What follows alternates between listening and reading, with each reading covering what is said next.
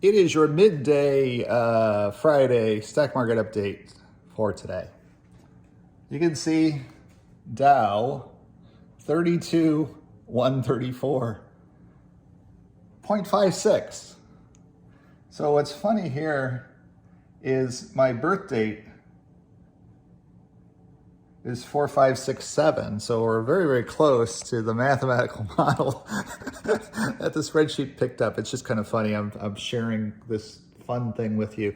There's a backstory to the spreadsheet development that I did. Back when I was in university, at the University of Windsor, I developed the spreadsheet. And I looked at stock market directional shift and its modeling and its trades. What were price expectation theories? And that area of market pricing is a very difficult area that a lot of academics say, oh, you can't possibly pick the stock market moves. You can't possibly mathematically model them to be able to find them. I ran into everywhere I went at the university, to every professor in my finance field. I even attached and I'll do a video about that, it'll be fun. I even attached my spreadsheet to an analyst report that I wrote, and got a B on the analyst report, even though the stock is one of the highest flying stocks in the stock market today. But anyways, that's beside the point. What's fun is the concept that the spreadsheet does this over and over and over and over and over and over and over and over and over again. And that everybody that I ever talked to about the spreadsheet, oh, it can't possibly do that. I actually said there was a guest speaker one day at university, and I went into the meeting, and of course all the professors were like, oh shit, Brian's here. Shit. So the guest speaker did his presentation, and then the university professors asked their highfalutin questions, way off topic from what the guy even brought into us. And then I raised my hand. Of course, all the professors, oh shit, Brian's got a freaking question. So then I asked the kind speaker, I said, now, forgive me for a minute. What you talked about, I don't fully understand. I don't fully get it.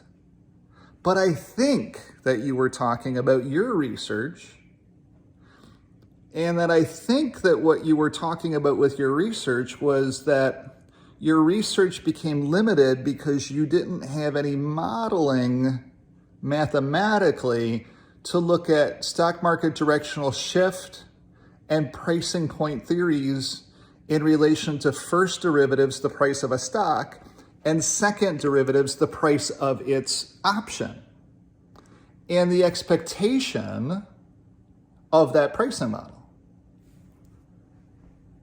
And he looked at me and he said, that's exactly what I presented. And of course, all the professors, oh shit.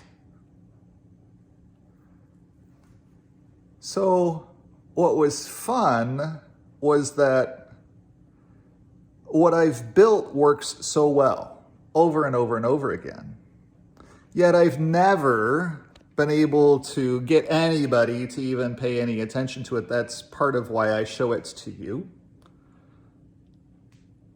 Don't ask me why I developed it, why it works so well. I don't know that part.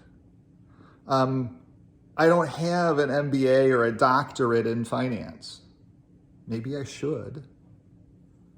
But I use it every single day to be able to help me be a better investor, to help me be a better financial advisor, to help me be able to understand what's going on in the stock market. I use that every single day. It helps me make inferences on where we're at, what to expect, to have some conversation with my client about dollar cost averaging and why dollar cost averaging is so important, and here's why. And I can show over time that yes, you were buying at 36, but then you've been buying at 30, and now you're buying at 32 because you have some free money available. You're dollar cost averaging into great segregated funds, which will do very well over time. The Dave Ramsey kind of concept as well too. So it's just very interesting because I use the mathematical model to make trades. I do. And the trades work exceptionally well because it gives me an in point and it gives me an out point, an unemotional in point and an unemotional out point. So I know now that the market is limited from its upside right now. We've hit the target. If you look at the data for today and you watch the Dow has been up 32,185.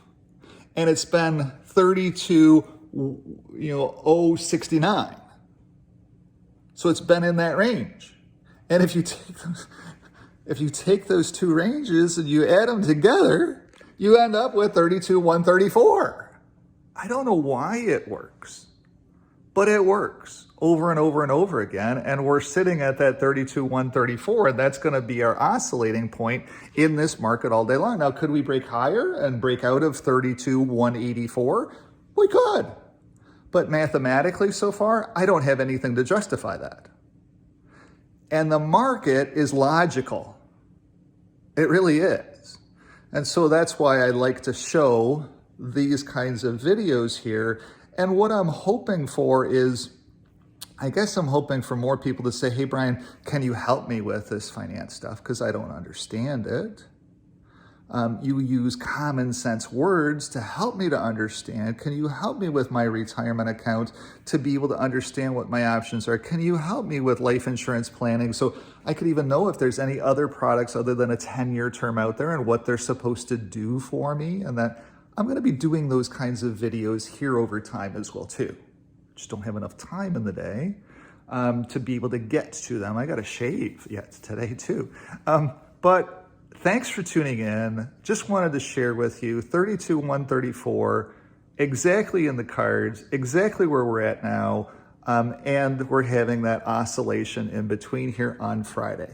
Where do I expect to go? I don't expect very much for the rest of the day. We got there. Let's celebrate that. Let's close out our positions. If we're long a little bit, we know that we've gotten to our positions. So if we're sitting there with gains today, if we're a trader and we're sitting there with gains today and we're not in Exxon or Oxy, then maybe we should be thinking about taking some of our gains off the table, at the very least, now that we're here, 32,134. Maybe that's the decision that you make. I can't guide you on that. I don't have those licenses and designations. I just know as a stock market directional shift modeling specialist, we're there.